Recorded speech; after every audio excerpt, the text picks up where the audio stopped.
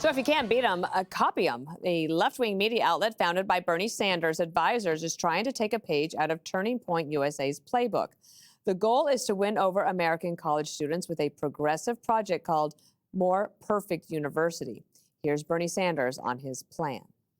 Bottom line is the agenda that we fight for, demanding the wealthy start paying their fair share of taxes, ending a corrupt campaign finance system that allows billionaires to buy elections, guaranteeing health care to all people as every other major wealthy nation in the world does. These ain't radical ideas. They are what the overwhelming majority of the American people believe in. And we have got to build that movement. But while Bernie rages against billionaires, he's also cozying up to one. His progressive organization, Our Revolution, which is aimed at taking on the billionaire class, just endorsed billionaire Tom Steyer in the California governor's race. Steyer getting asked about it. You mentioned Our Revolution endorsing you. That group is pushing a ballot measure to tax billionaires like yourself. How do you square being the progressive movement's choice in this race while being one of the people that there is a ballot initiative to tax more of? I'm the billionaire who wants to tax people like me more. I'm the billionaire who's willing to stand up to the monopolies and the people who are ripping off Californians. I could not write a better segment for you, Greg. Well, first of all, a billionaire who says he wants to tax billionaires is not a selfless person. He is immune from that kind of pain. He can do well with $999 million, right? So what he's doing is that he knows that any kind of transfer of wealth will never affect him. Once you get to be so rich, you tax anybody and anything because you know you're going to make it through. Bernie has a great idea. He wants a left-wing counterpart that recruits leftists from campus for some progressive goal, but it's redundant. Like he's trying to brainwash the brainwashed. The campus itself is a recruiting system for leftists, and the professors are the recruiters. TPUSA's success was challenging that monopoly on young minds. That is not Bernie's problem. He wants to recruit from TPUSA. Those are the smart people. Bernie could create a new movement that unites. Right? Okay, if he wants a new progressive movement, I would give it to him. Unites rather than divides, makes you optimistic rather than violent, one that says, listen to us, not look at us, look at my orange hair and the fact that I don't shave my armpits and I've changed my name to Deborah, that teaches you to persuade, not to throw tantrums. But in order to do that, you're going to it's not a movement, it's a deprogramming of a movement. These are kids who've been indoctrinated in identity politics, grievance ideology, and the only thing that is doing that is deprogramming, is TPUSA. And how do they do it? They told people to think for themselves, right? And that it's about speech and not shutting down speech.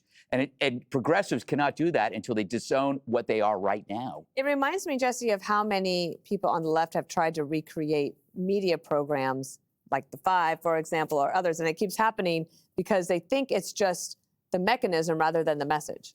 Well, there's not going to be an 80-year-old politician that's going to be creating a nationwide campus movement. It's not like Simon Cowell can go around, find talent, and create a new sound. This whole happening came about through Charlie Kirk. Yep. One man with a brain, a heart, and a dream. And he was counterculture, like Greg said.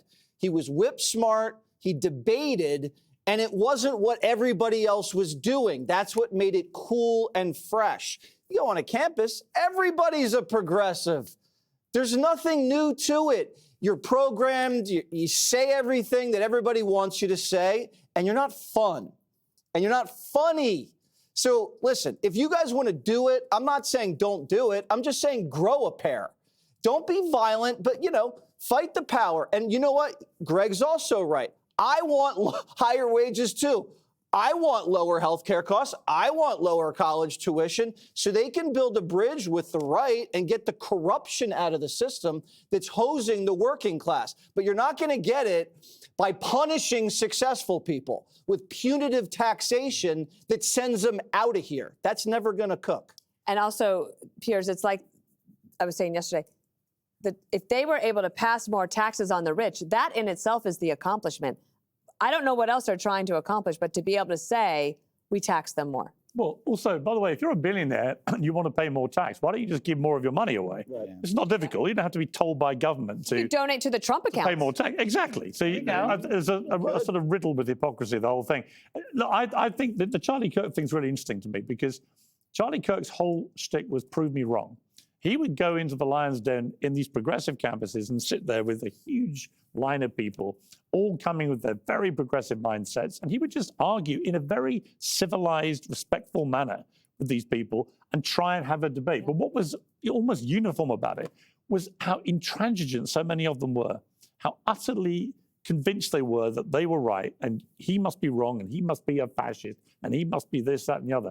When in fact, if you go and watch those debates, as I've watched a lot, particularly since he died and was killed in such horrific fashion, the truth is he was the Democrat in the room against these woke progressives who do not want to hear another mindset, another view, even if it corrects factually what they're saying. And I think until the Democrats in America get their head around that and how damaging the woke progressive movement has been to actual democracy, then they're never going to change. You can call it whatever you want. You can have your own version of TPU, but actually what they need are their own versions of Charlie Kirk, who are going to say, right, we're going to have, I do a show called Uncensored, and we were talking about it before, where I get everybody on, and we just debate with people on the left, on the right, whatever. That's what has to happen. The moment you put your fingers in your ears and you refuse to listen to the other side, you're not a democratic person. Yeah, it's fun. Charlie Kirk's whole thing was about life and living your life. Their closest thing on the left is Hassan Piker, who is threatening death. Yeah. That is that is the distinction. I was just going to mention that Elise Stefanik, the former congressman, has written this new book. It's very good, called Poisoned Ivies. And to pull all of this together, Kaylee, you know the Turning Point USA people very well. That was really more about, as they're saying, about the message and the person. They already, at the Ivies, apparently, it's like they already have what Bernie Sanders says he wants to create. Yeah, no doubt. I mean, you're not going to be able to replicate Turning Point USA. It's extraordinary what they've done at the grassroots level on campuses, and that is all Charlie Kirk. And you can't, there is no other Charlie Kirk. That being said, when you look at the polling numbers among young people, Biden won young people by plus 25. Yeah. Kamala Harris won young people by just plus 4. There was a cataclysmic shift. And that cataclysmic shift was because of Charlie Kirk, and it was because of President Donald Trump. But I would not underestimate the power of the Bernie Sanders message, telling young people the economy is rigged against you. That has the potential to take hold. A lot of young people like Bernie Sanders, a lot of young people like AOC, a lot of people are gravitating towards socialism. Exactly. That was my next word, Mamdani, the smiling version of socialism. So while ultimately to win young people, you have to go to the places young people are, like Trump did with the podcast strategy. You have to have a message. They might have something there with smiling socialism, but you have to find someone to place the brand in. And I don't know that they have that person. Donald Trump is such a unique figure. He comes off as very authentic. Is there a version of him on the left that you can house this message in? I don't know the answer to that, and I hope it's not AOC. I love smiling socialism. Yeah. I'm going to learn more. I'm going to put it in my repertoire. Be sure to like and subscribe for all the Fox News latest on YouTube and catch full shows streaming now on Fox One.